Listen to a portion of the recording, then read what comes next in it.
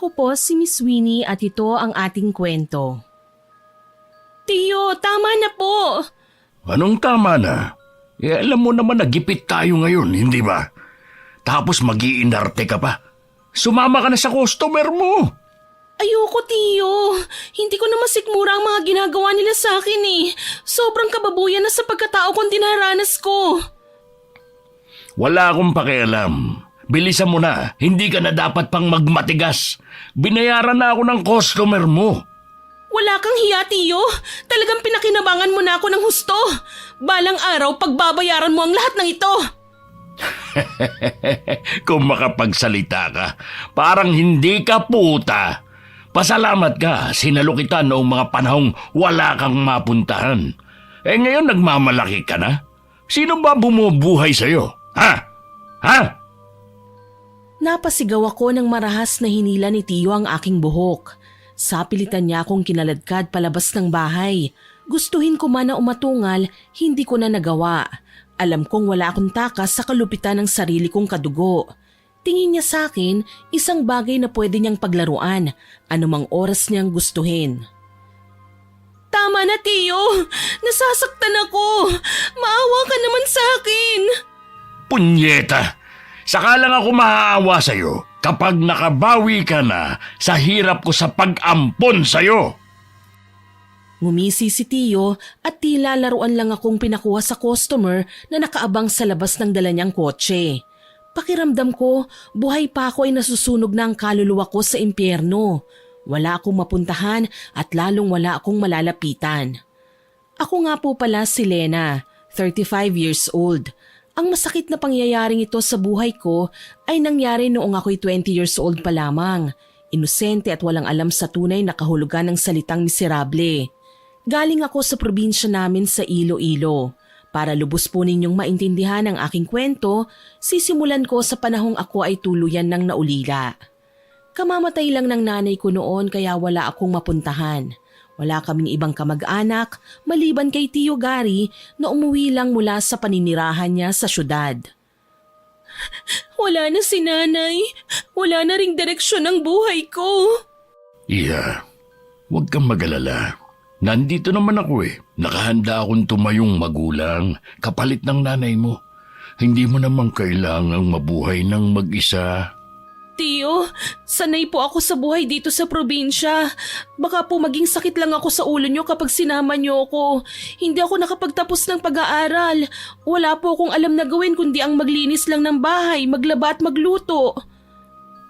Pamangkin, huwag mong minamaliit ang kakayahan mong magtrabaho sa bahay. Hindi mo ba alam na mapagkakakitaan yan sa syudad? Talaga po, Tiyo? Oo naman. Saka malaki pa ang sweldo. O ano? Sumama ka na sa akin. Maayos naman ang imbitasyon ni Tiyo kaya hindi na ako tumangging sumama.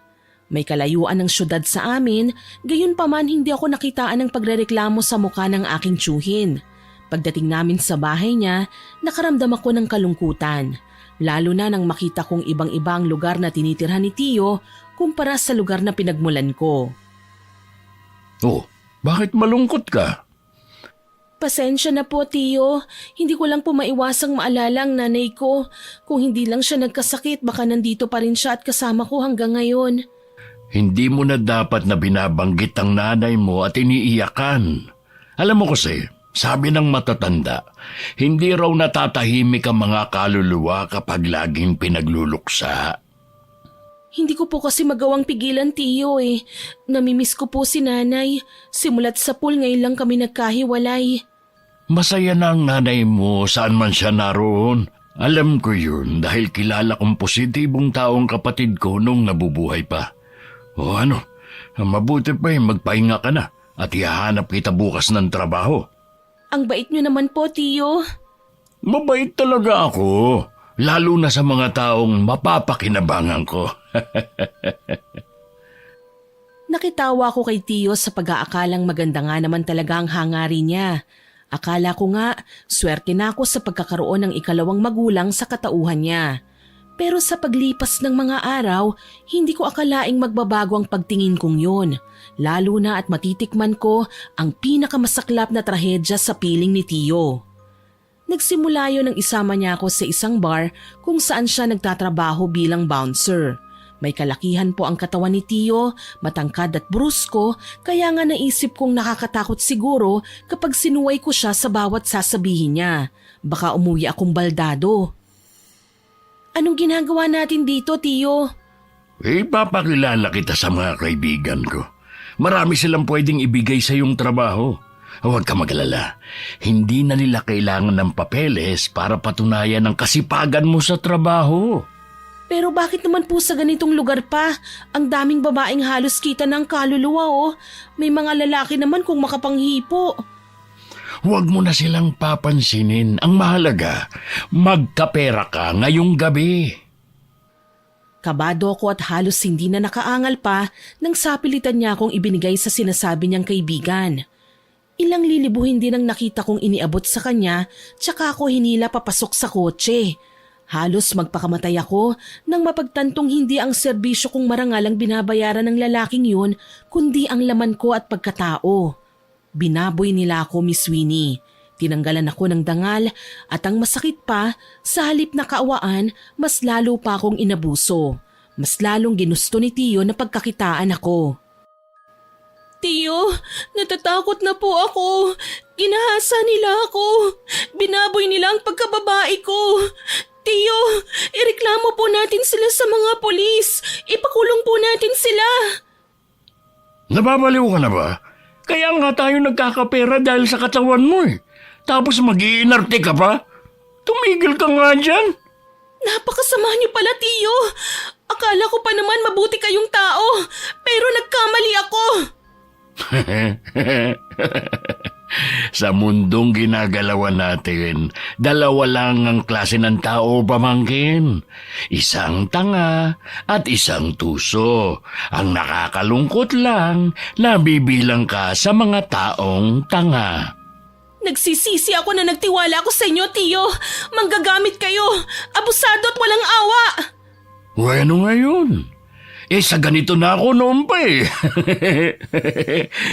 Alam mo ba, dati, napagplanuhan ko ding ibugaw ang nanay mo. Kaso lang, mas tuso siya sa akin. Nalaman niya ang masamang binabala ko. Sana makarma ka sa kahayupan mo, Tio. Sana isumpa ka ng Diyos. Galit na wika ko. Sobrang baba ng tingin ko sa sarili ko, Miss Winnie. Ibinugaw ako ni Tio kahit kanino. Kahit sa mga matatanda, hindi siya naging mapili.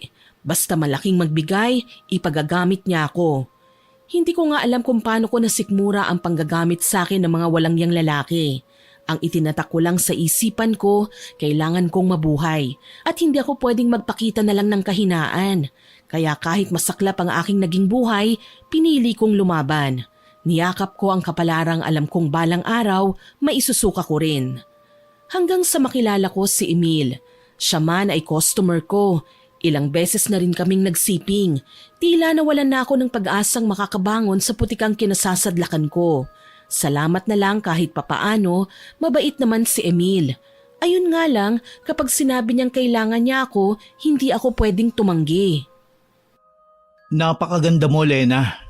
Hindi ko lang maintindihan kung bakit kailangan kang tratuhin ang tiyuhin mo ng ganito.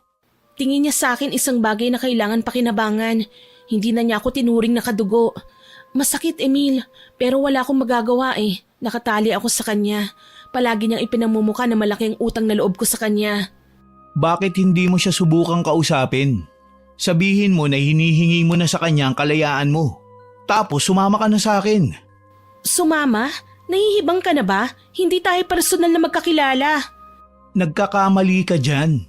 Naangking ko na ang laman at kaluluwa mo. Paano mo pa nasasabing hindi tayo personal na magkakilala? Yun naman ang totoo, hindi ba? Mas higit pa sa malalapit na kaibigan ang ginagawa nating dalawa. Hindi mo yung matatanggihan, Lena. Akin ka. Hindi mo ako kasintahan, lalong hindi kita mahal. Malaki ang may tutulong mo sa buhay ko, Lena. Asahan mo, hindi kita pababayaan kapag pumayag ka sa gusto ko. Hindi ako nakasagot kagad sa sinabi sa akin ni Emil. Punong-puno ng pagnanasa ang kanyang mga mata. Ni hindi na niya ako binigyan ng pagkakataon na makarason ng kahit na ano. Basta na lang niya ako inabutan ng sobrang may lamang pera. Tinanggap ko yon at binilang. Nasa mahigit 20,000 rin. Ganito siya kagalante pagdating sa akin. Umuwi ka na, Lena. Pag-isipan mo ang sinabi ko sa'yo.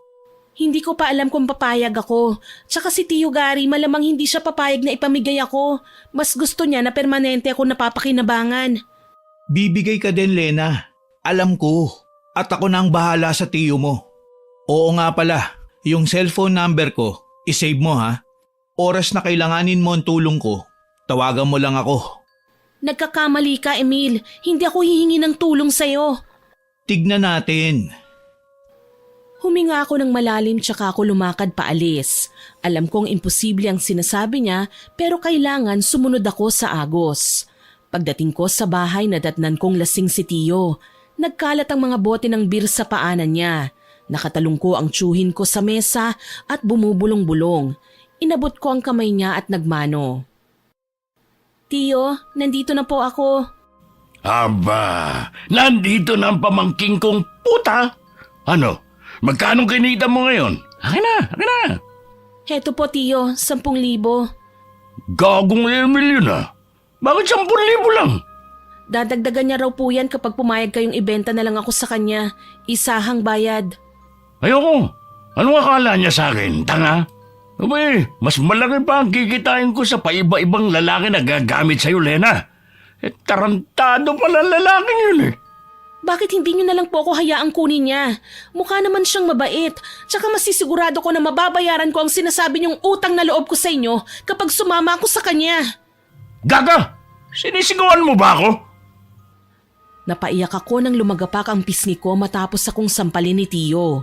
Palagi na lang niya akong pinagbubuhatan ng kamay. Gustuhin ko man na layasan siya, hindi ko magawa. Kilalang mapang-amok na tao si Tio. Takot sa kanya ang mga kapitbahay namin. Kahit nasa squatters area kami na ang turing sa mga nakatira rito ay mga barumbado, mas hindi nila kayang lamangan ng bagsik ni Tio. Huling tumakas ako sa bahay niya ay may matandang alis siyang binugbog kaya naman kahit labag sa loob ko, nagpakita na ako sa kanya. Mula noon hindi na ako nagtangkapang umalis at tiniis na lang ang trato niya sa akin na masahol pa sa basahan. Hanggang kailan niyo ba ako pakikinabangan, Tio?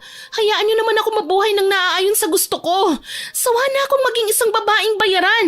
Nasira na nga ang buhay ko pero ayaw niyo pa rin akong makapagbagong buhay. Sa tingin niyo matutuwa si nanay kapag nalaman niyang pinagagagawa niyo sa akin? Huwag mong gagamitin sa akin ang alaala ng namayapa mong ina.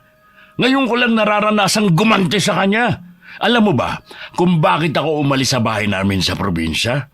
Dahil siya na lang ang palaging bukang bibig ng mga magulang namin. Palaging siya ang bida.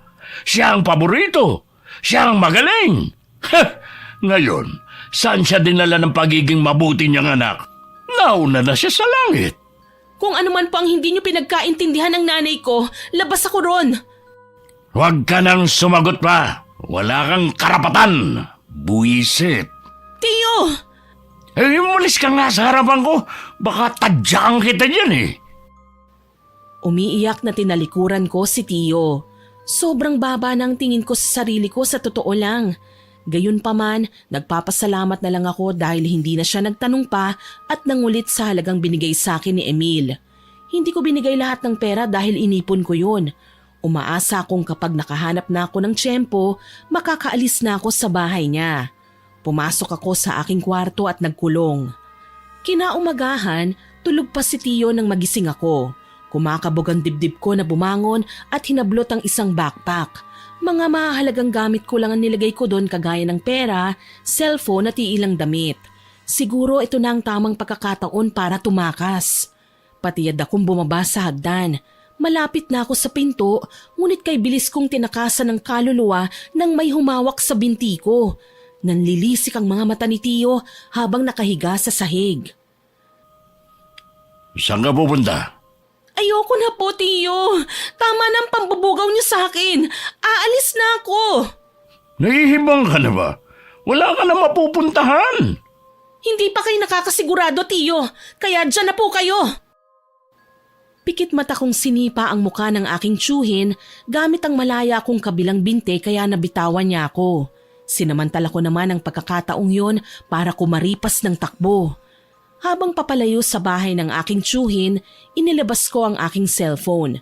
Kinakain man ng hiya ang pagkatao ko ay kailangan ko ng tulong. Kaya naman nagmamadali kong hinanap sa phone book ang pangalan ni Emil at pinindot ang call. Ilang ring lang ang narinig ko ay sumagot na kagad siya na nasa kabilang linya. Sabi ko na nga ba, papayag ka din sa alo ko sa'yo. Nagkakamali ka. Tsaka na natin yung pag-usapan. Kailangan ko ng tulong. Papatayin ako ni Tio. Sana sunduin mo ko. Sige, papunta na ako. Mag-iingat ka. Salamat. Pakibilisan mo na lang, please. Napaigtad ako nang marinig ang papalapit na boses ni Tio. Lena! Ang Tio! Hayop kang babae ka! Hindi niyo na ako makokontrol pa. Lena! Lena! Tulong! Mga kapitbahay! Maawa naman po kayo sa akin! Ayoko nang bumalik kay Tio! Itago niyo ako! Walang makikialam, mga hayop kayo. Alam niyong kaya ko kayong balikan, ha? Pweh! Tigilan niyo na ako, Tio! Ayoko na! Gusto ko nang magbagong buhay! Kung hindi ka ba namang gaga, hindi ka na makakapagbagong buhay. Lunod ka na sa putikan! Hindi ako nakaangal ng hablutin ni Tio ang aking buhok.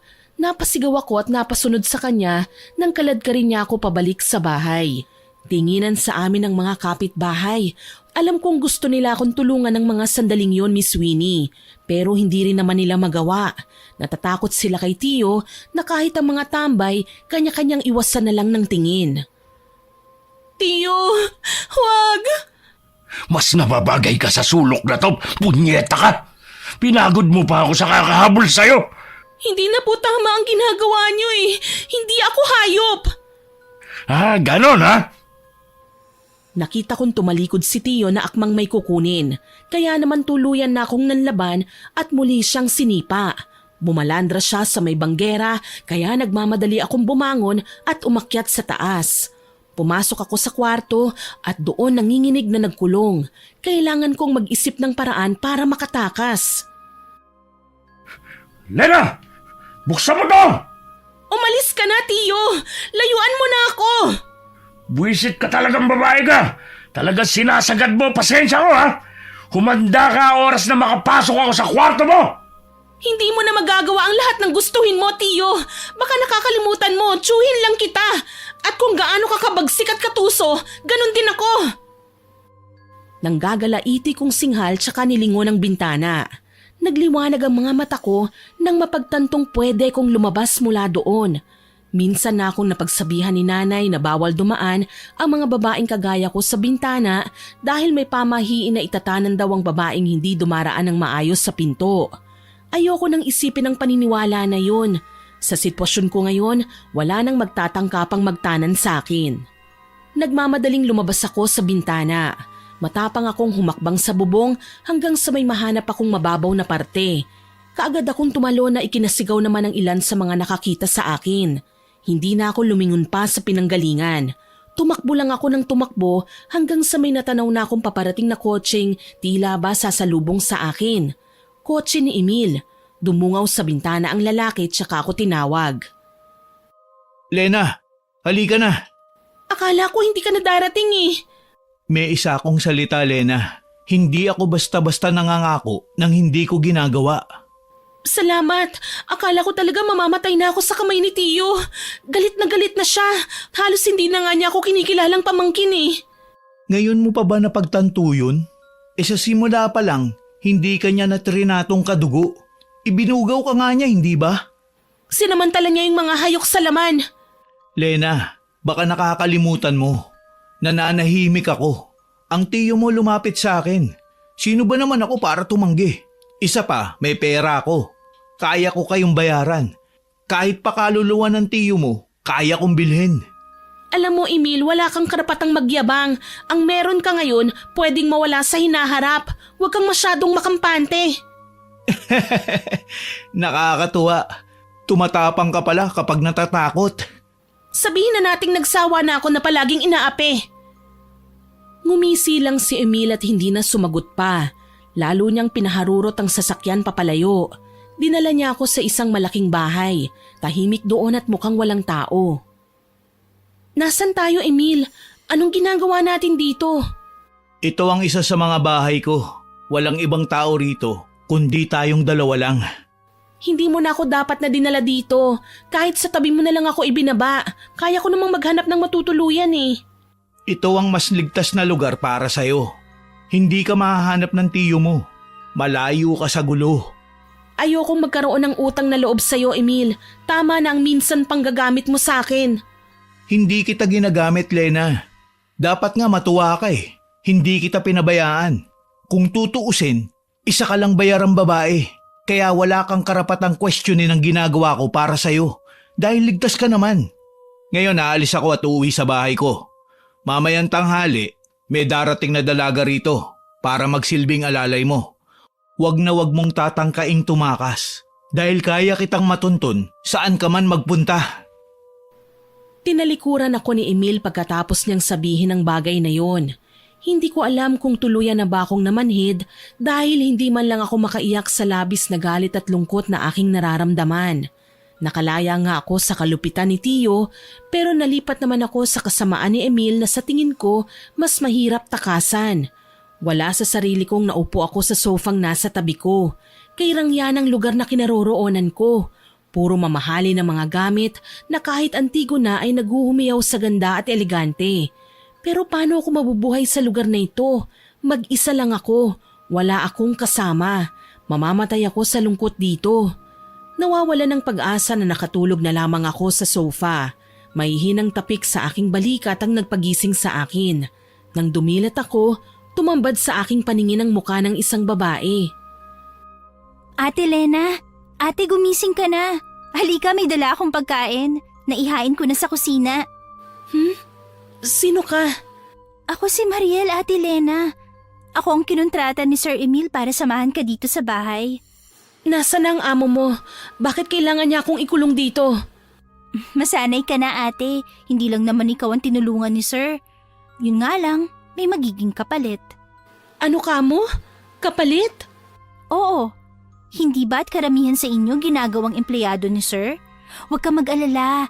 Ang nanay ko nga ginawa niyang empleyado eh. Pero huwag ka maingay ha. Pwede mo ba akong tulungang makaalis dito? Naku ate, pasensya ka na. Yan ang hindi ko magagawa. Ayoko namang masira ang trabaho ko dahil lang sa pumalpak ako. Hindi niya naman malalaman na tinulungan mo ako eh. Sasabihin mo lang na tumakas ako. Ate, wag mo nang tangkain pa. Hindi lang ako nagbabantay sa'yo. Sa ibang lugar, lalo na sa labas ng bahay na to, may mga gwardya, kaya hindi natin sila malulusutan. Saka, bakit ba ang pagtakas mong kailangan mong isipin ngayon? May tamang timing para dyan. Ang mabuti pa, kumain ka na muna para makapag-ipon ka ng lakas. Sa bagay, sige nagugutom na nga rin ako eh. Sinamahan ako ni Mariel sa kusina at natakam sa inihain niyang pagkain. Pork adobo, sinigang na hipon at tortang talong. Napasabak ako sa kainan habang kasalo ang dalagang kahit ngayon ko lang nakilala, magaan na kagad ang loob ko. Nagkwento ko tungkol sa nangyari sa akin, sa tunay kong pinagmulan. Hindi rin siya naging maramot. Ikinuwento niya sa akin ang pinanggalingan niya. Katulad mo, galing din ako sa probinsya. Napadpad lang ako rito dahil hinahanap ko ang nanay ko. Akala ko ba alam mong empleyado ni Emil ang nanay mo? Oo, pero hindi pa kami nagkikita. Matagal na siyang umalis sa amin. Hanggang ngayon, hindi man lang niya kami naiisip na dalawin. Nakamatayan na nga ng tatay ko ang paghihintay sa kanya eh. Ganun ba? Nasabi mo na ba kay Emil ang tungkol dyan? Hindi ko pa nasasabi ate, pero sana pagkatiwalaan mo naman ako. May mga bagay na kailangan ko munang imbestigahan bago ilantad. May nalalaman ka bang gawain ni Emil na hindi maganda? Matagal nang nawawala ang nanay ko. Hindi ko maiwasang magduda kay Sir Emil. Hindi ko nga alam kung bakit hindi man lang nabanggit ni Sir na empleyado niya ang nanay ko. Magkapareho naman kami ng apelyido. Sa madaling salita, kailangan mo munang magmatsyag. Kailangan mong malaman kung ano bang eksaktong ginawa ni Emil sa nanay mo. Opo ate, pero pwede bang ilihim na muna natin to? Natatakot po kasi ako eh. Ayoko may masamang mangyari. Oo naman, huwag kang mag-alala. Nagbago ng isip ko. Hindi na ako aalis dito. Kikilalanin natin ang husto ang Emil na yan. Hindi ako papayag na hindi natin malaman ang sikreto niya. Dahil sa mga natuklasan ko, naisip kong manatili na lang muna sa bahay ni Emil. Kailangan kong tulungan si Mariel. Nang mga sumunod na araw, dumating ang lalaki sa bahay. Tatawa-tawang ikinuwento niya ang naging pagkikita nila ni Tio. Alam mo bang binangasan ko ang mukha ng tiyo mo, Lena? Ano? Yan naman talaga ang leksyon ng mga taong matigas ang ulo. Inabangan niya ako at nag-eskandalo siya sa kalsada. Ano sa tingin mong gagawin ko? Hayaan na lang siya? Hindi mo na dapat pinatulan ng tiyo ko. Baka sakalalapit mo sa kanya, malaman niya kung saan mo ko tinatago. Baka mapuntahan niya ako rito. Huwag kang mag-alala, Lena. Marami akong bagay na pwedeng gawin para magtanda yung tiyuhin mong maangas at mabagsik. Pwede ko siyang ipahuli. Oo, pero makakalaya rin siya. Pwede rin siyang tumakas at mas makakahanap siya ng paraan na balikan ako. Okay din kung ipapapatay ko siya. Kaso lang, walang thrill. Mas gusto kong makita ang pagdurusa niya. Yung nahihirapan siya ng husto hanggang sa umabot na sa puntong kailangan niya na magmakaawa. Anong ibig mong sabihin? Halika, may ipapakita ako sa'yo. Umakyat kami sa ikalawang palapag ng bahay at tinungo ang pinakadulong kwarto na hindi ko pa napapasok. Nasa kanya pala ang susi nun at isinuksok niya sa susian kaya nagbukas ang pinto. Halika, pumasok ka. Anong meron sa kwarto na to? Dito ko tinatago ang mga bagay na tunay na magpapakilala sa aking pinagmulan. Pinagmulan? Anong ibig mong sabihin? Isa akong mangkukulam. Ang mga magulang ko ay mangkukulam din. Naman ako sa kanila ang pinakamagandang bagay na pili lamang ang pwedeng makatanggap. Kung ganun marunong kang mangulam? Oo, Lena. At ito ang gagawin natin sa tiyuhin mong balasubas. Napaatras ako nang makitang umusal si Emil ng mga banyagang kataga na tanging siya lamang ang nakakaintindi. Ilang sandali pa, may kinuha siyang manika sa kahon na nasa kama at ipinakita ito sa akin. Ito ang magiging instrumento natin para saktan si Gary. Sigurado ka? Kalalaki mong tao na gagawa mong mangulam? Oo, Lena. Matagal ko nang natutunan ang gawaing ito simula pa noong bata pa ako. Marami na akong nalalaman sa pasikot-sikot ng itim na mahika. Hindi yata magandang ideya yan. Gawain lang yan ng mga taong nasusunog na sa impyerno. Ngayon ka pa talaga natakot para sa kaligtasan ng tiyo mo? Hindi mo man lang ba siya gagantihan? Sinira niya ang buhay mo. Pwede ko namang makamit ang katarungan sa pamamagitan ng ibang bagay, pero hindi sa ganitong paraan. Sige, ikaw ang bahala. Huwag mong sasabihin sa akin na hindi kita pinagsabihan. Pagkatapos ng usapan naming yun, nagbago na ang tingin ko kay Emil. Hindi lang siya basta malupit, tuso at mapang-abusong tao. May nalalaman din siyang mga kababalaghan. Nang iwanan na ako ni Emil, muli kong kinausap si Mariel. May nalaman ako, Mariel. Ano po yun, ate? Mangkukulam si Emil. Sigurado ka, ate? Oo, Mariel. Sinabi niya sa akin. Ipinakita niya ang mga kagamitan niya sa pangkukulam. Sa katunayan, nasa loob ng kwarto niya ang lahat ng mga kagamitang yun. Diyos ko, kung ganun, kailangan nating makita ang mga bagay na yun. Pero papaano? Nakalakang pinto ng kwarto ng pinuntahan namin kanina Huwag ka mag-alala, ate. Alam ko kung paano bubuksan ang pinto. Kailangan ko ng hairpin, ate. Meron ka ba? Oo, meron. Halika, puntahan na natin ang kwarto. Nagtanguhan kaming dalawa ni Mariel at tinungo nga ang kwarto. Nagulat ako nang makitang kabisado niya ang pagbukas ng doorknob. Ang galing! Paano mo nagawa yun? Pinag-aralan ko to, ate. Pero huwag ka mag-alala. Hindi ko naman to ginagamit sa kasamaan. Sigurado ka, ha? Opo, ate. Ano, papasok na ba tayo? Saan mo banda nakita ang sinasabi mong mga kagamitan niya? Doon sa ilalim ng kama. Subukan mong tignan ang mga laman ng kahon. Ako naman ang magkakalkal sa aparador. Baka may makita pa akong mga bagay doon.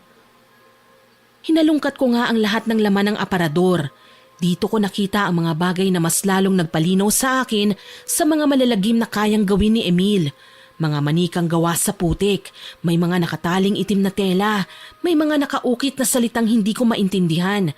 May kasama pa rin itong mga botelya na may lamang mga ugat at langis na siguro kinalap ni Emil mula pa sa ibang lugar. Ate, anong mga yan? Heto, iba pang mga kagamitan ni Emil. Sa tingin ko nga nagamit na niya ang ilan sa mga ito eh. Patingin nga ate. Parang kilala ko ang itsura ng isang manikang yun. Pamilyar ang itsura ng suot niyang damit. Sigurado ka? Pero imposible naman na makilala mo pang manika. Eh hindi ba laruan lang ito? Pero ate, ganitong damit ng nanay ko. Ganito ang itsura niya nang huli niya kaming iwan. Ganito yung damit niya eh. Nagre-representa ang manikang ito sa nawawala kong nanay. Ano? Sigurado ka ba? Nanginginig na sinuri ni Mariel ang manika. Napakarami nitong butas mula sa tusok ng karayom. Hindi ito mabilang, halos nasa 50 mahigit. Nagsimula nang umiyak si Mariel. Bali ang leeg ng manika, pati na ang braso. Diyos ko ate, bakit humantong sa ganito? Posible bang wala na ang nanay ko? Parang kinulam din, ganon? Oo ate, posibleng kinulam siya ni Emil. Kaya hindi na namin nakikita ang nanay ko. May kinalaman siya sa pagkawala ng nanay ko. Kumalma ka, hindi solusyon ang mataranta sa mga nalaman natin ngayon. Kailangan mong mag-isip ng paraan para mabawasan ang galit dyan sa puso mo. Sige na, kumalma ka lang ha. Pag-iisipan natin ang gagawin pagkatapos nito. Ang nanay ko. Ate, paano ng nanay ko? Wala akong nagawa ng mga sandaling yun kundi ang yakapin na lamang si Mariel. Sandali lang kaming nagkakilala pero nakaramdam ako ng awa para sa kanya. Kaya naman para mabawasan kahit papaano ang pagkabalisa ni Mariel, inilabas ko muna siya sa kwarto. Kaalis pa lang naman ni Emil, makakahanap pa ako ng oras para makalkal ang lahat ng tinatagong baho ng lalaking yun.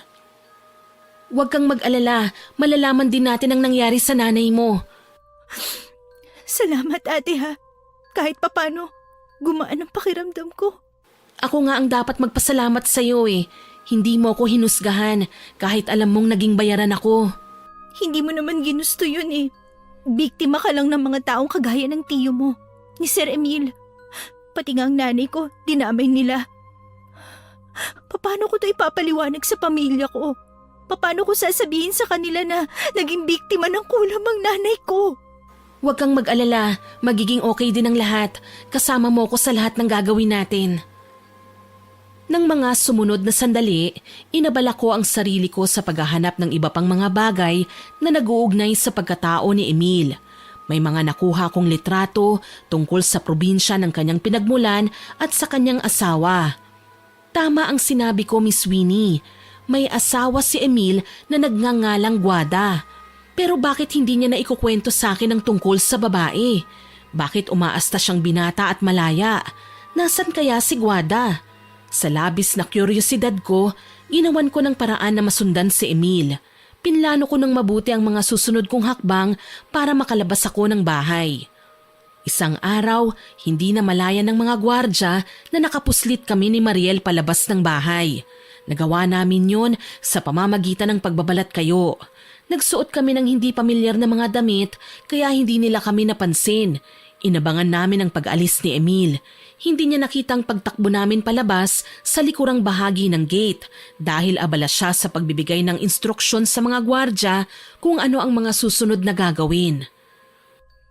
Ate, ayun na si Sir Emil. Humanda ka. Aalamin natin kung saan talaga ang bahay niya. Kailangan nating malaman kung naroon ba ang asawa niyang si Guada. Paano tayo papasok? Dito pa nga lang hirap na tayong makalabas kanina. Siguradong mas mahigpit ang seguridad sa bahay ni Sir Emil. Mas maraming bantay doon. Gagawan natin ng paraan, Mariel. Huwag kang mag-alala. Hindi naman ako papayag na wala tayong makuha sa lakad nating ito eh.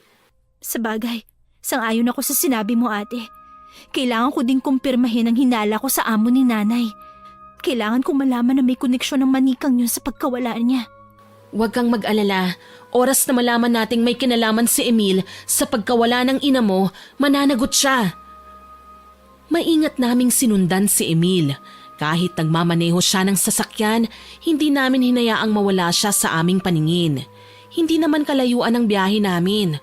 Makalipas ang ilang minuto, sa tansya ko mga kalahating oras, dumating kami sa aming destinasyon. Ito na ba ang bahay ni Sir Emil? Siguro. Halika, subukan nating lumibot sa likuran. Malakas ang kutob ko na kaya nating dumaan sa parting yun eh. Ate, natatakot ako. Baka kung anong makita natin. Huwag kang matakot ha. Walang mangyayaring masama sa atin. Basta huwag ka lang hihiwalay kapag nakapasok na tayo sa loob. Opo ate, gagawin ko po. Pumuslit kami sa hardin nang wala kaming napansin na tao. Hindi pala kagaya ng inaasahan namin, walang gwardya sa buong kabahayan at wala ding mga kasambahay. Sa loob, sa tingin ko'y bintana ng kwarto, may naririnig kaming umuungol na babae. Animo nasasaktan dahil ramdam ko ang bigat ng kanyang nararamdaman. Hindi ko na kaya. Sobrang hirap na ako. Guada, bakit? Anong nararamdaman mo? Hanggang kailan ako magtitiis ng ganito? Sawang-sawa na ako, Emil. Konting panahon na lang, mahal. Gagaling ka rin. Hinahanda ko na lang ang alay. Ilan pang buhay ang kailangan mong ialay, ha, Emil? Wala naman silang kasalanan sa mga nangyayari sa atin. Hindi sila dapat na nagdurusa ng ganito. Hindi mo kasi ko naiintindihan eh. Ayokong mawala ka, Guada.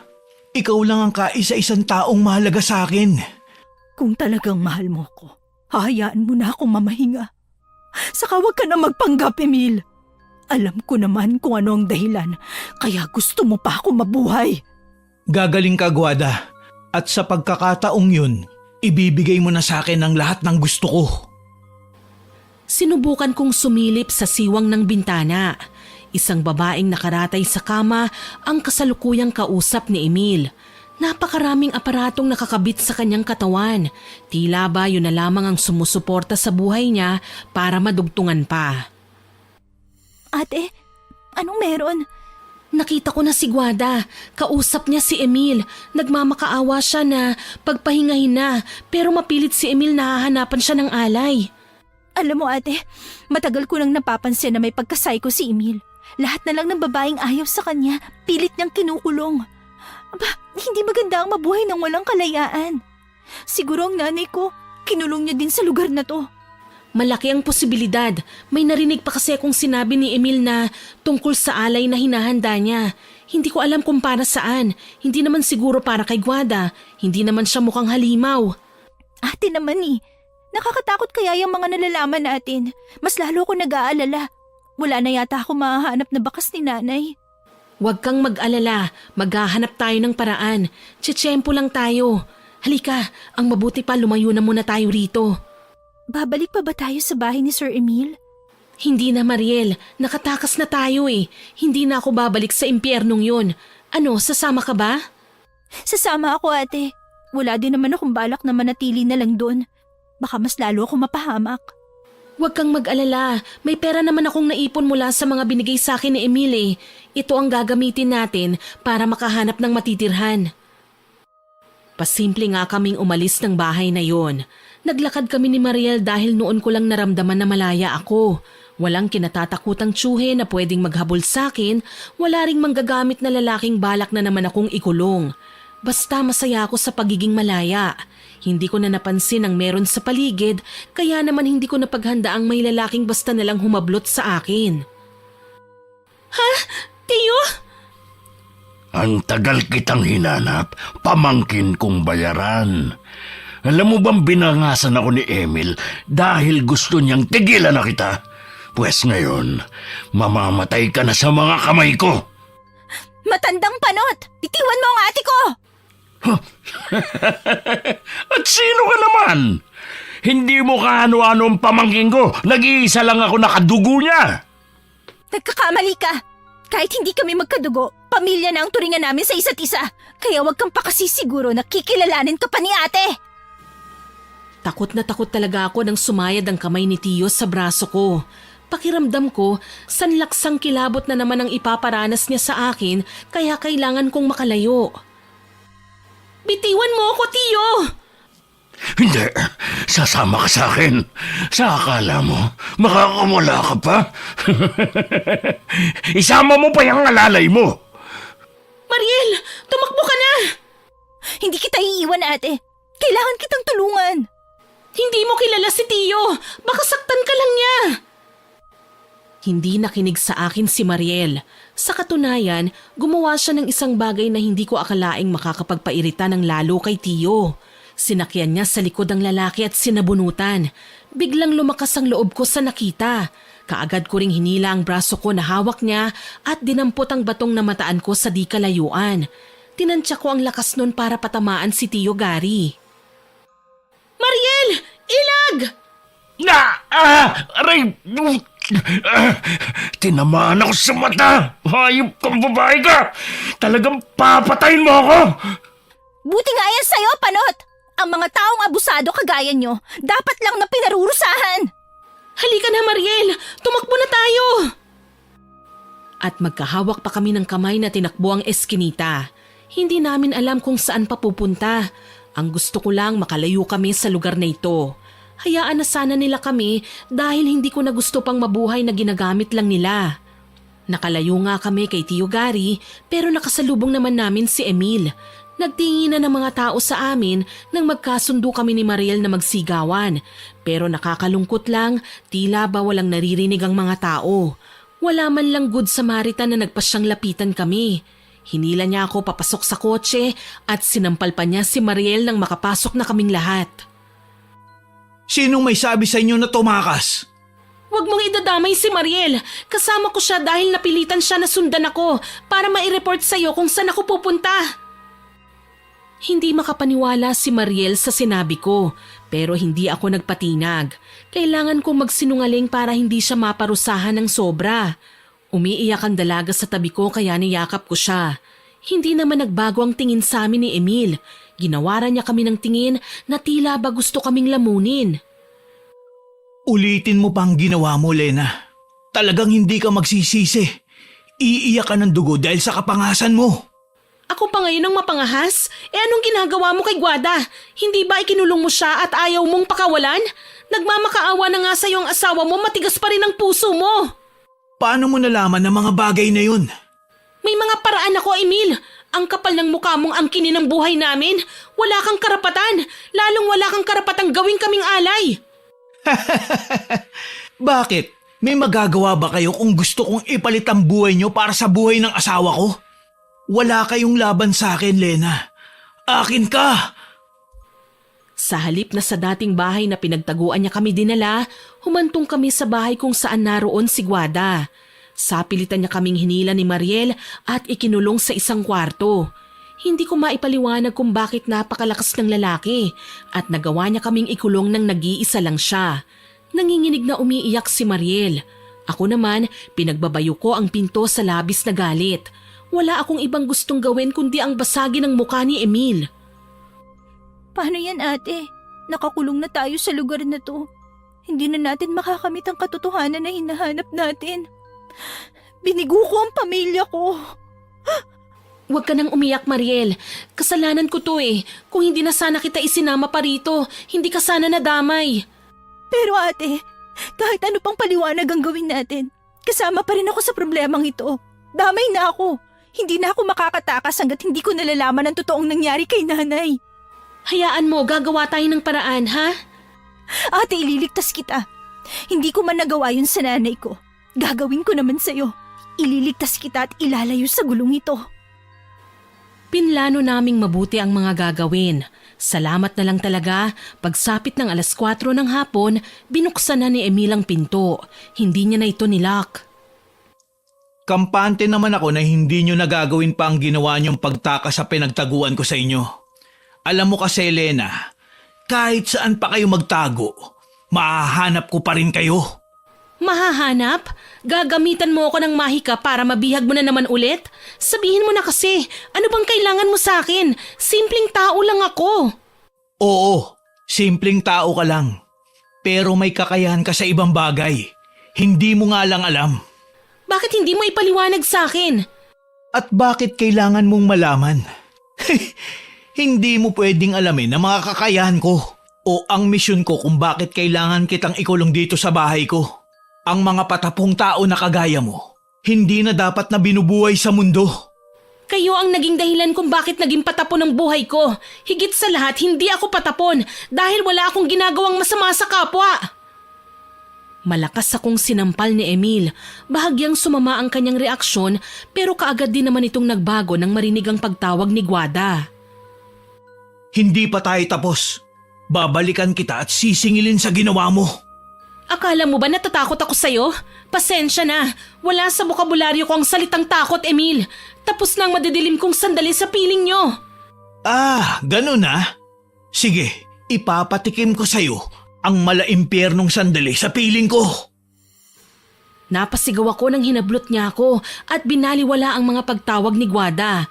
Dinala niya ako sa isa sa mga kwarto ng bahay na yon at tila laruan na inihagi sa kama. Napaungol ako sa sakit ng aking katawan pero hindi ito ininda ni Emil.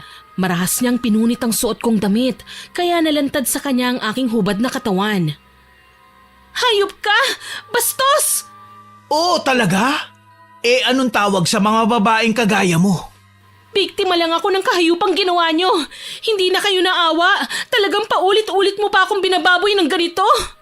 Ito lang ang silbi ng mga babaeng kagaya mo. Kaya wag ka nang umangal. Dahil hindi ka rin naman makakaangal eh. Bayad ko na pati kaluluwa mo. Wala akong nagawa kundi ang pumalahaw habang ginagawa ni Emil ang lahat ng makamundong pagnanasa na gusto niyang gawin sa akin. Pakiramdam ko, wala na akong karapatang mabuhay. Wasak na ang pagkatao ko. Hindi man lang ako nabigyan ng pagkakataon na maayos ang buhay ko. Ginahasa niya ako, Miss Winnie. Iba ito sa dati niyang ginagawa sa tuwing kinukontrata niya ako. Sapilitan ito at hindi lang pisikal kong katawan ang pagod na pagod, pati na ang puso at kaluluwa ko. Iniwan niya akong namamaluktot sa takot habang balot ng kumot ang katawan ko. Alam kong sa pagkakataong ito nagbago ng pagtingin ko sa mga bagay-bagay. Wala nang hustisya, walang maaawa at tutulong sa akin. Mamamatay akong nabubulok sa lugar na ito na kahit yata sa kabilang buhay, dadalhin ko ang kahihiyan sa sinapit ko sa kamay ng mga masasamang tao. Ate Lena, gumising ka, ate. Mariel, Ate, halika. May dala akong damit para sa'yo. si Emil, ginahasa niya ako. Binaboy niya ulit ang pagkababae ko. Hayop siya, Mariel! Shh! Huwag ka nang umiyak, ate.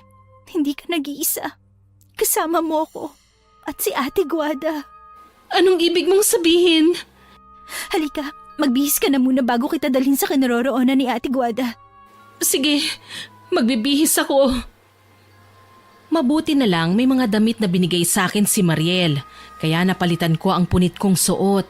Iika-ika kong naglakad kasama ang dalaga palabas ng kwarto na kinaroroonan ko. Pumunta kami sa mas magarbong silid kung saan naroon si Guada. Nakahiga ang babae sa kama. Napakaraming aparatong nakakabit sa kanyang katawan. Lumingon siya sa amin. Lena, mabuti at nandito ka. Pwede ba kitang makausap? Ayos lang. Ate, siya po ang asawa ni Sir Emil. Oo, alam ko. Nakita ko ang tungkol sa kanya sa lumang bahay. Mga wedding pictures, mga papeles. Totoo ang sinabi niya, Iha. Lena, gusto kong humingi ng tawad sa lahat ng mga nagawa ng asawa ko. Alam kong mahirap pero hindi ko kontrolado ang iniisip ni Emil. Kahit ilang beses ko pa siyang pigilan, wala akong magawa. Ano bang kailangan ni Emil sa amin? Bakit niya ako kailangan na ikulong sa bahay na ito? Narinig ko kayo pinag-uusapan ng tungkol sa alay. Ang asawa ko ay isang mangkukulam.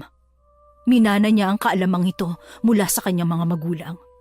Pero habang tumatagal, nagbabago na ang hangarin ni Emil. Hindi lang siya basta nangungulam ng mga taong nagkakasala. Natutunan niya ang proseso ng pag-aalay para magpagaling ng mga may sakit. Ano naman ang kinalaman ko doon? Wala akong espesyal na katangian. Hindi ako anak mayaman. Bakit kailangan akong madamay? Hindi ka naman bulag. Alam mong ginahasa ako ng asawa mo. Hindi na ako makatayo, Lena. May taning na ang buhay ko dahil sa malubhang karamdaman. Pero ayaw ni Emil na mamatay ako. gagamitin ka niya para gumaling ako. Ipapalit niya ang sitwasyon ko sa sitwasyon mo. Mahiya naman kayo, Guada. Hindi dalawang buhay niyo para ariin ang sa akin. Alam ko, at hinihiling ko lang sana sa iyo ngayon. Sakyan mo na muna ang asawa ko. Hanggat nabubuhay ako, hindi rin siya susuko. Pero gagawa ako ng paraan para itigil na niya ang ginagawa niya. Nilulunod na siya ng matinding kasamaan. Kapag nawala ako, titigil din siya. Siguro ganyang kanya kamahal para buhayin ng matagal. Hindi na niya ako minahal, Lena. Minsan ako nagloko sa kanya. Nagkasala sa pagiging mag-asawa naming dalawa. Galit na galit siya at sinubukan akong itakwil pero nangihinayang siya sa malaking halaga na kaya niyang taglayin kapag pumirma ako sa papeles. Anong papeles? Mga papeles kung saan ako, bilang nagmamay-ari ng lahat ng kayamanan, ay nagbibigay ng pahintulot sa aking asawa na mapasakamay ang lahat ng ari-arian kapag namatay na ako. Ginawa ito ni Emil dahil sa pera? Ganun na nga. Pero kailangan niyo akong tulungan para naman kahit papano makabawi ako sa inyo. Hindi ako tumugon sa mga paliwanag ni Guada. Masama kasi ang loob ko eh. Hindi ko naman sila kaano-ano pero grabe kung kontrolin nila ang buhay ko. Hindi sila Panginoon para husgahan ako. Iniwan ko ang asawa ni Emil. Sumunod naman sa akin si Mariel na awang-awa sa akin. Alam kong gusto niyang pag-aani ng sitwasyon pero hindi na kami nagkaroon ng pagkakataon. Sa paglipas ng araw, tila kami mga robot na bilang ang mga kilos. Kahit sa paglabas man lang sa hardin, binabantayan kami ng mga gwardya na sinadya ni Emil na mag-duty sa bahay niya. Pati si Guada may guard na sa pinto. Bawal kaming makipag-usap sa kanyang asawa o lumapit man lang sa kwarto. Si Mariel lang ang nakakasama ko. Kapag inatake na naman ang makamundong pagnanais si Emil, tsaka ulit nagiging impyerno ang buhay ko. Buti na lang madalas umalis ang lalaki. Kaming tatlo naman ang naiiwan sa bahay. Muli, ginusto ni Guada na makipag-usap sa akin. Kaya kahit galit ako sa kanya, wala akong nagawa kundi ang harapin siya. Kasama ko naman si Mariel. Guada, anong kailangan mo? Wala nang oras, Lena. Kailangan mo na akong tulungan. Bakit ko naman gagawin yun? Dahil ito lang ang paraan para matigil na si Emil sa kagustuhan niyang buhayin pa ako ng matagal. Hindi basta-bastang ritual ang gagawin niya at ayokong gamitin niya ang meron ako sa lahat lang ng gusto niya. Ano pong ibig niyong sabihin, Ate Guada? Naguguluhan pa rin ako, Guada. Heto ang mga papeles. Kailangan mong pirmahan ang mga ito. Mula ngayon, ipapasa ko na sa iyo ang lahat ng ari-arian ko. Huwag mo lang kalilimutan si Mariel. Kilala ko din ang nanay niya. Isa siya sa mga naging biktima ni Emil, ang ina ng dalaga. Pero hindi birong halaga ito, Guada. Alam ko, Lena. Ito lang ang magagawa ko para makabawi sa inyo. Pagod na ako. At sana mapatawad mo ko dahil nadamay pa kayo sa gulong ginawa ng asawa ko. Bakit hindi mo nalang pilitin na mabuhay, Guada? Mahalaga lang ako kay Emil dahil sa kayamanan. Hindi na normal ang tibok ng puso ko. Patuloy ako nabubuhay dahil lang sa kapangyarihan ng dilim. Kaya hayaan niyo na ako. Ang lahat ng kayamanang ito, ipinagkakatiwala ko na sa iyo. Wala akong nagawa kundi sang-ayunan ng mga sinabi ni Guada. Pikit mata akong pinirmahan ng mga papeles at maya-maya pa kausap na ni Guada sa telepono ang sinabi niyang tutulong sa amin sa pag-aasikaso ng mga papeles. Pagkababa ng telepono, muli niya akong nilingon. May iniabot siyang kapiraso ng papel sa akin. Ano ito? Alam kong darating ang araw na magiging tuso si Emil at gagamitan kanya ng orasyon para mapasunod sa lahat ng naisip niya. Mamatay man ako, ay ikaw naman ang ipapalit niya sa akin kaya kailangan kapag umusal na siya ng ritual, kontrahin mo yon. Basahin mo din ang mga nakasulat dito. Hindi ko yata yan magagawa, Guada. Hindi ko kayang kalabanin si Emil. Kailangan mong maging matapang, Lena. Hindi habang buhay magpapaalipin ka sa kanya. Kailangan mong palayain ang sarili mo. Kailangan mong lumaban. Ang mga orasyon na yan na nasa papel ang gagabay sa'yo. Nang mga sumunod na araw, napansin kong nagagawa na ni Guada na makabangon, pero hindi siya makatayo at makapaglakad ng tuwid. Inaalalayan siya ni Mariel para makaupo sa wheelchair. Isang gabi, nagising akong masama ang pakiramdam. Bumangon ako at narinig ang pag-usal ni Emil nang hindi ko maintindihang lengguwahe. Mariel, naririnig mo ba yun? Opo ate, mukhang nagsasagawa na naman ng ritual si Sir Emil. Ilang beses na yan eh. Hindi ko lang maintindihan kung anong dinadasal niya. Panigurado, may kinalaman ito sa pagiging mangkukulam niya. Halika, tignan natin. Sige po ate. Sinilip namin si Emil sa kwarto kung saan siya natutulog. Ang alam ko, magkahiwalay sila ni Guada ng higaan. Sa loob ng kinaroroonan ni Emil, madilim pero may mga nakasinding kandila. Nasa gitna ng isang hugis between guhit ang lalaki, may hawak na manika, dinadasalan yun hanggang sa makaramdam kami ng malakas na pag-ihip ng hangin. Diyos ko, ano pong ginagawa niya ate? Kulam, nagsisimula ng gamitin ni Emil ang kakayahan niyang mangkulam. Nakakatakot naman palang gawain yan. Ay sa demonyo. Yan naman talagang bagsik ng kulam, Mariel eh. Lahat kayang saktan, lahat kayang bigyan ng karamdaman.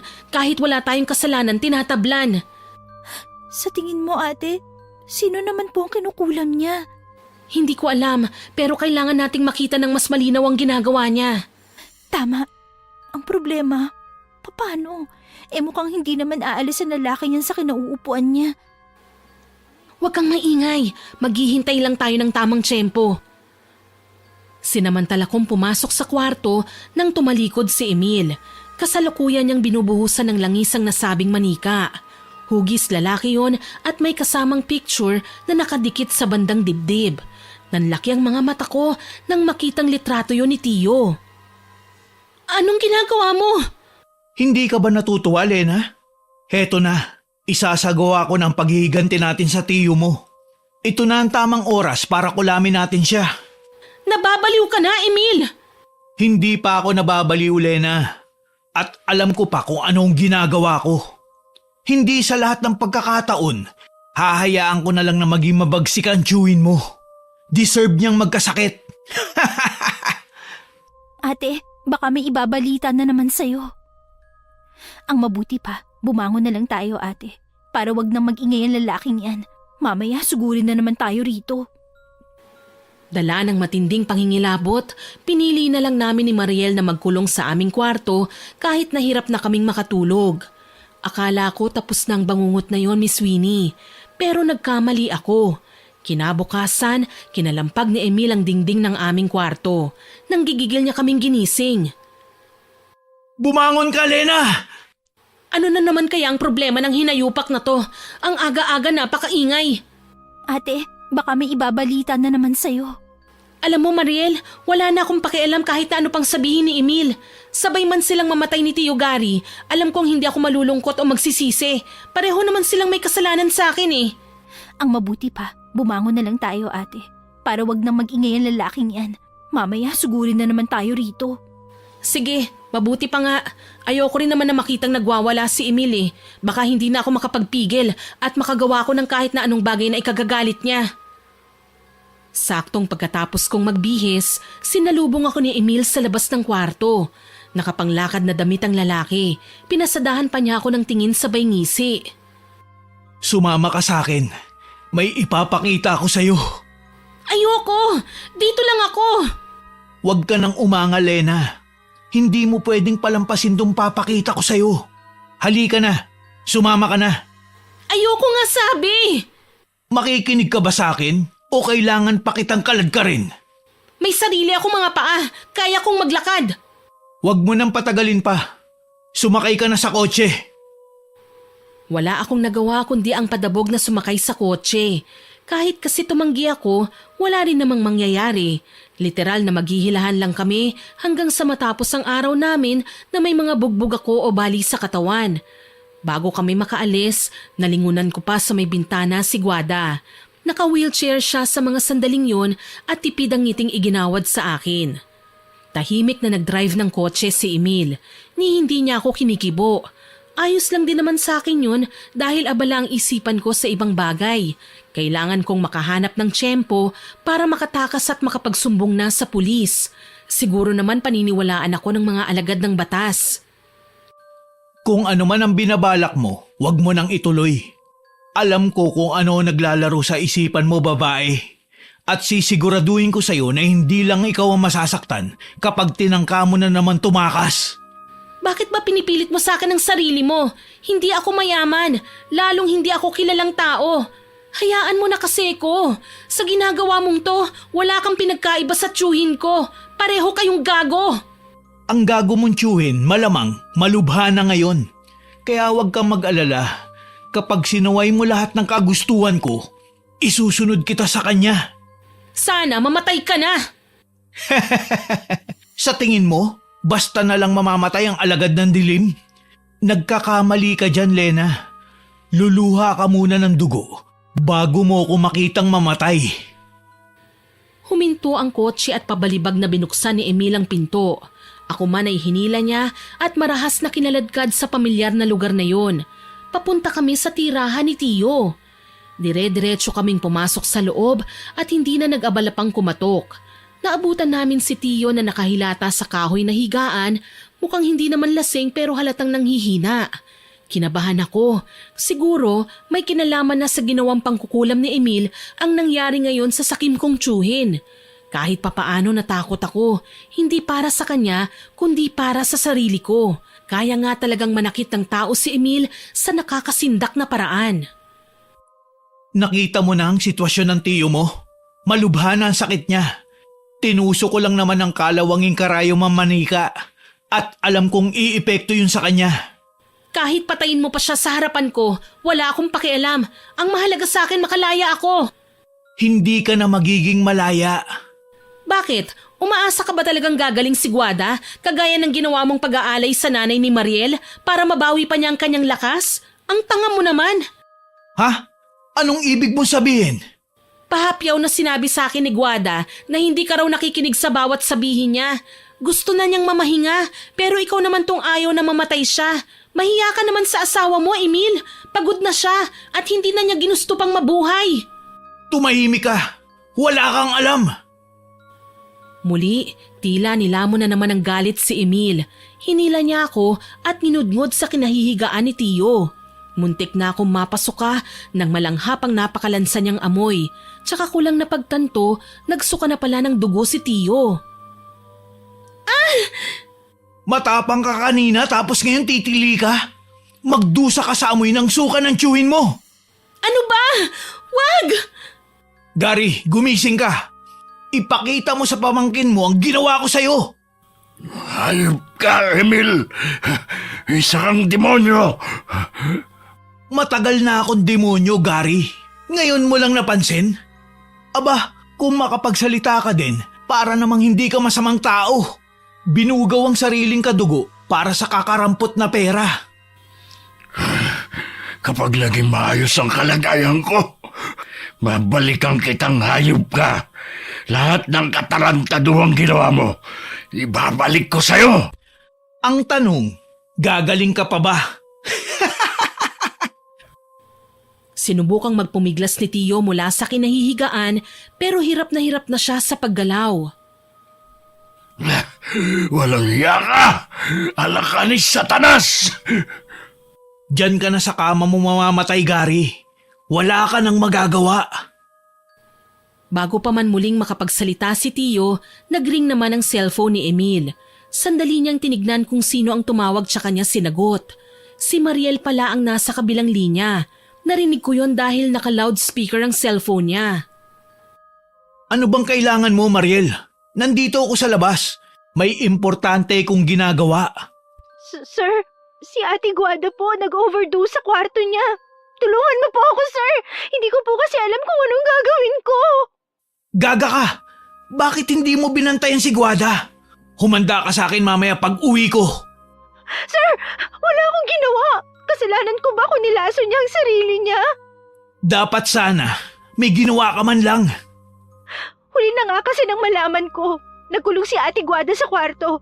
Nakarinig ako ng kalabog kaya sinubukan kong sumilip. Hinihingal na minadali ni Emil ang paglalakad.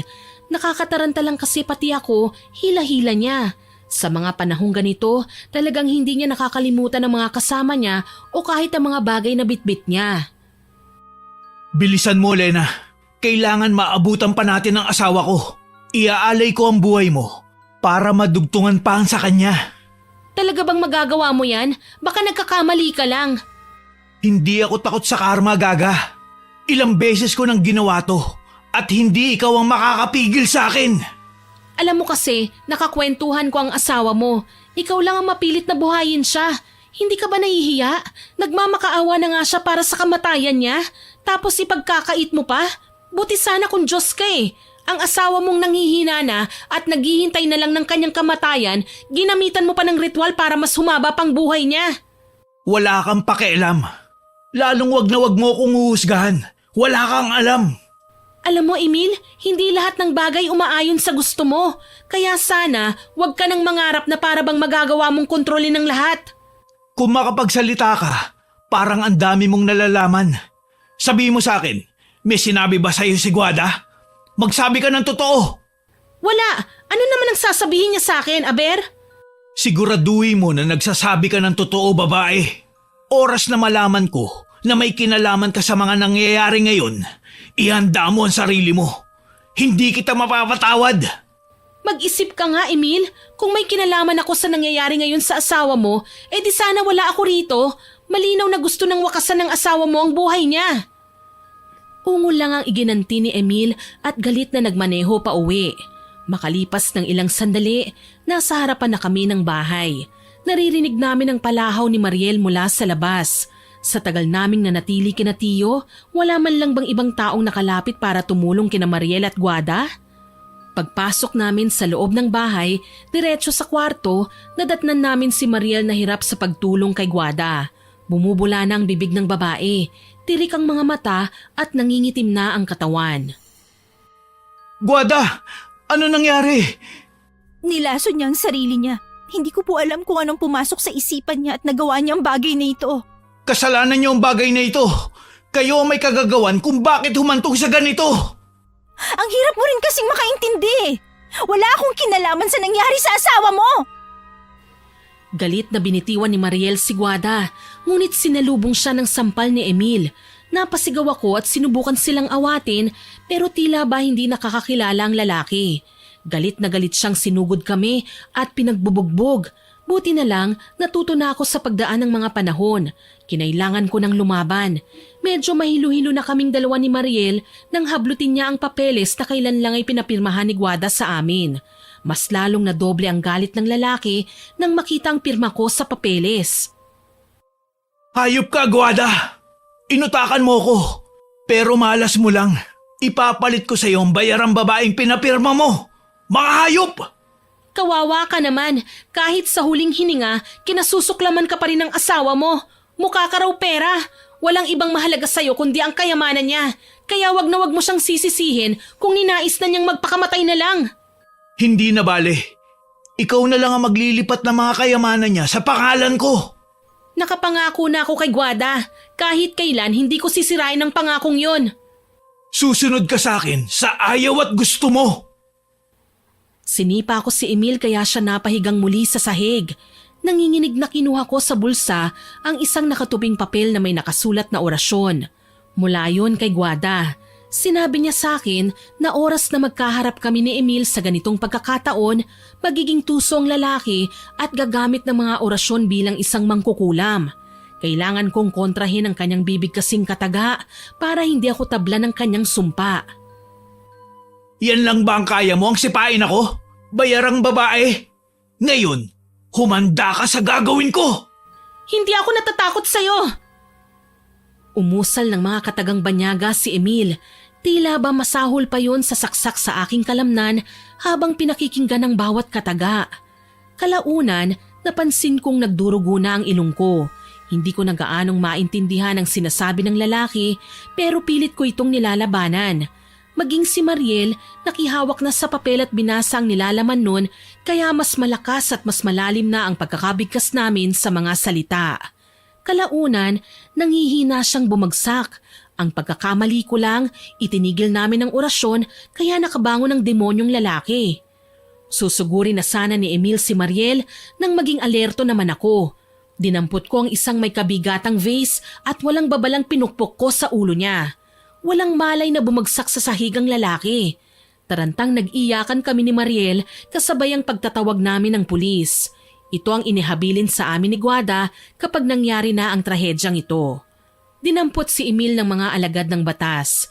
Nalaman namin na hindi lang pala ako ang babaeng tinago niya sa loob ng bahay na yun, kundi marami pang iba. Sinubukan pa niyang magpaliwanag pero talagang hindi na siya pinakinggan ng otoridad. Makakalabas ako rito, Lena. Babalikan ko kayo. Mabubulo ka na sa bilangguan. Pagbabayaran mo ang lahat ng kasalanan mo. Pinatay niyo ang asawa ko. Hindi totoo yan. Mas pinili niyang tapusin na lang ang sarili niya. Ayaw na niyang makapiling ka. Pinatay mo ang nanay ko, Emil! Napakahayop mo! Nagwala si Emil nang ilabas ng mga pulis ang karamihan sa mga butong mula sa nauna niyang mga biktima. Ang mga ito ay mula sa taong minsan na ring bumugaw sa akin. Napag-alaman namin na matagal na palang may koneksyon sina Emil at Tio. Grabe pala ang sama ng ugali ni Emil at ng tiyuhin mo. Binugaw pala ni Manggari ang mga biktima at binigay kay Emil para gawing alay. Ang sakit isiping hindi naman pala normal na empleyado ni Emil ang nanay ko, kundi isa din sa mga bayarang babae na inalay niya para madagdagan ang buhay ni Ate Guada. Walang kasalanan ng nanay mo, Mariel. Biktima lang din siya ng pagkakataon, kagaya ng nangyari sa akin. Masakit mang isipin pero hindi na natin maibabalik pa ang dati. Heto na ang katotohanan na kailangan nating harapin. Pero ang pamilya ko, mga kapatid at tatay ko, paano ko ipapaliwanag sa kanila ang nangyari? Huwag kang mag-alala. Tutulungan kita. Sa ngayon, lilinisin natin ang paligid natin. Kailangan magdusa at magbayad ang mga taong nais manakit sa atin. Binalikan ko ang bahay ni Tio kasama ang mga pulis. Ang bala ko lang sana, ipakulong siya lalo na't matibay ang ebidensya laban sa kanya. May mga kapitbahay pala akong kahit nananahimik lang ay palihim kaming kinukunan ng litrato sa mga panahong ibinubugaw ako ni Tio sa mga lalaki. Nakatulong yon para umusad ang kaso. Kaya lang, nang dumating kami ron, wala na sa kondisyon para ikulong si Tio. Naghihingalo na siya. Napakalaki ng naging kasalanan ko sa iyo, pamangkin ko.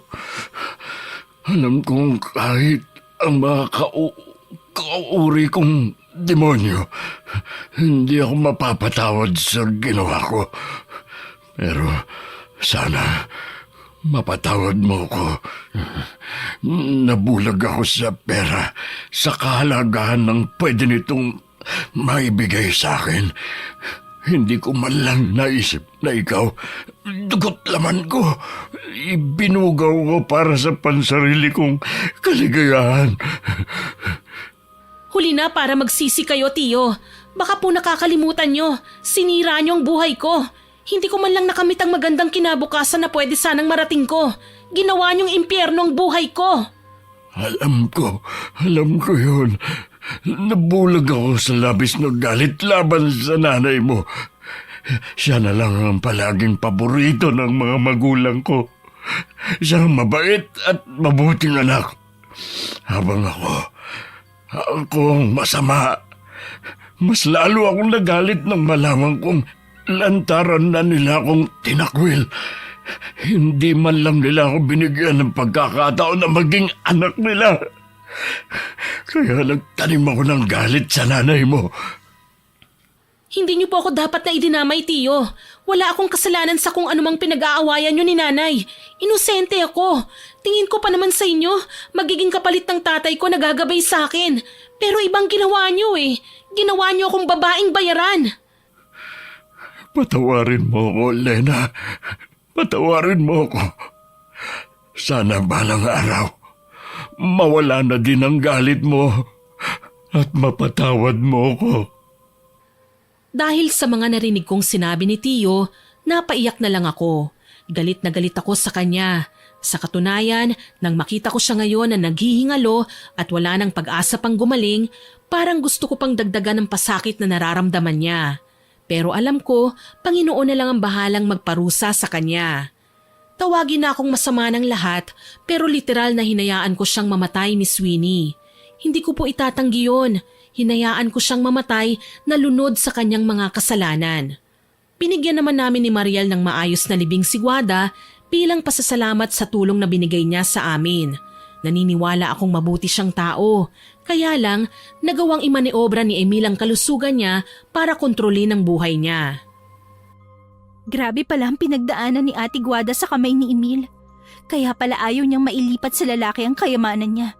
Wala din pala siyang ibang tagapagmana. Nahihiya nga ako dahil pinagsabihan ko siya ng masasakit nung nabubuhay pa siya. Pero wala pala siyang ibang ginusto kundi ang makabawi sa atin sa naging kasalanan ng asawa niya. Huwag mo nang isipin yon, ate. Masaya na ngayon si Ate Guada sa kinaroroonan niya. Alam kong masaya niya tong pinapanood ngayon na ginagawa na ang tama. Sa bagay, tama ka naman, Mariel. At alam mo kung ano pang isa sa nakapagpapasaya sa akin? Sa panahong akala ko mag-isa lang ako, dumating ka at naging katuwang ko sa paglayo sa kapahamakan. Tinulungan mo akong maging matapang. Dati takot na takot ako kina Emil at Tio.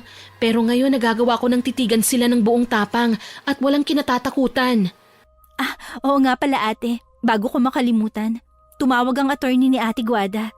Kailangan nating magpunta sa presinto para marinig ang last will and testament niya. Kinakabahan ako, Mariel. Hindi kaya magwala si Emil kapag narinig niya ang isa sa pinakaimportanteng habilin ni Guada? Magwawala siya, panigurado. Pero ano magagawa niya? Hanggang dun na lang talaga siya. Para mas maging malinaw sa amin ang lahat, maaga pa lang nagtungo na kami sa presinto kung saan nakakulong si Emil. Tatawa-tawang pinagmasdan niya ako. May pagmamahal pa rin palang natitira sa akin si Guada. Biro mo pati ako, kasama sa pagbabasa ng last will and testament niya. Sa bagay, ako lang naman ang kaanak ni Guada eh. Habang kayo, mga sampid lang. Sa tingin mo ba matutuwa ka pa sa sasabihin ni attorney? Alam mo, Emil, kahit bigyan ka pa ng asawa mo ng mana, hindi ka pa rin makakawala sa kulungan. Baka nga habang buhay ka nang mabulok dito eh. Kasi gagawa kami ng paraan para manatili ka rito hanggat nabubuhay ka. Oras na makawala ako rito, talagang tatanggalan kita ng dila, babae ka. Hindi mo na magagawa yun. Patong-patong na ang kasong kakaharapin mo. Gigil na sinubukang magpumiglas ni Emil pero hindi niya magawa. Nakaposas kasi siya eh. Tahimik na kami nang dumating ang abogado ni Guada. Ipinaalam niya sa amin na 40% ng shares niya sa lahat ng kumpanyang pagmamay-ari niya mapupunta sa foundation na dati niyang tinutulungan noong malakas pa siya. Ang natitira naman ay maiiwan sa akin at ako na ang magiging bagong boss na labis ikinagalit ni Emil. Sa 2 bahay, rest house at beach resort ay malilipat din sa pangalan ko, kasama ang kanyang mga alahas at iba pang ari-arian. 50 million naman ang pera niya sa bangko ang mapupunta sa akin at kay Mariel naman ang natitirang 30 million kasama na ang mga piling antigong kagamitan na may malalaki ding halaga. Nag-iwan si Guada ng 2 milyon para sa bahay ampunan at 10 milyon na paghahati-hatian ng mga naunang biktima ng kanyang asawa. Hindi namin alam na ganun pala kayaman si Guada. Isa na siyang donya kung tutuusin, pero ginugol niya ang natitira niyang oras sa pagkaratay sa higaan na minaniobra naman ni Emil. Mga hayop! Mga traidor! Ninakaw niyo ang kayamanan ko! Wala ka ng pera, Emil. Wala ka naman palang pinaghirapan dahil pag-aari ni Guada ang lahat. Mamamatay kang mas mahirap pa sa daga.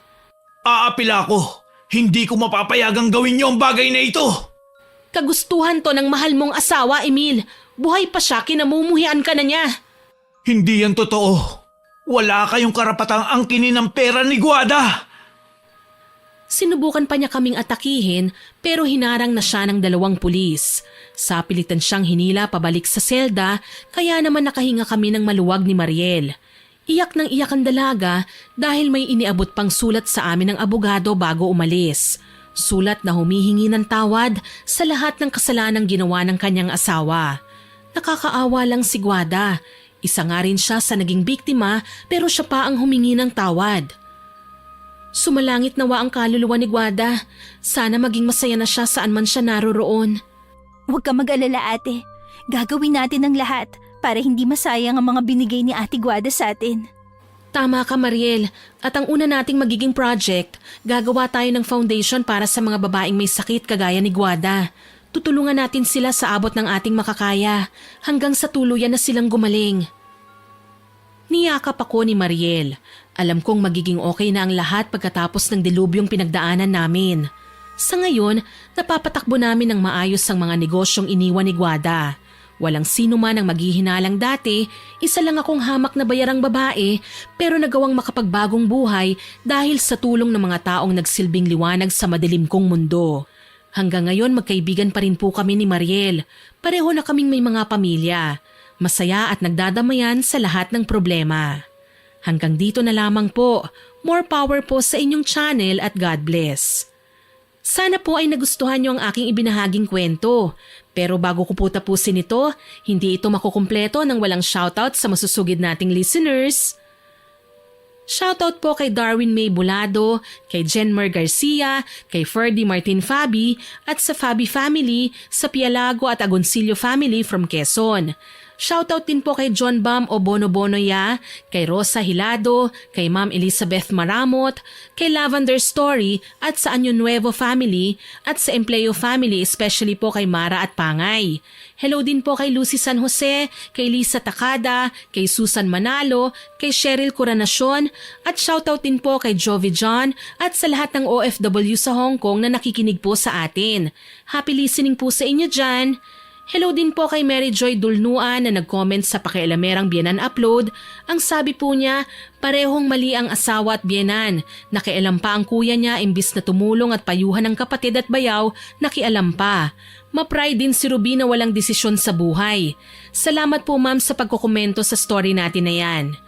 Shoutout din po kay Mary Caraos, kay Myra Eliaso, kay Lorraine Meyaroa, kay Norvia Cabanyero, kay Jessa Joy Losada, kay Jomar Fernandez from Cebu.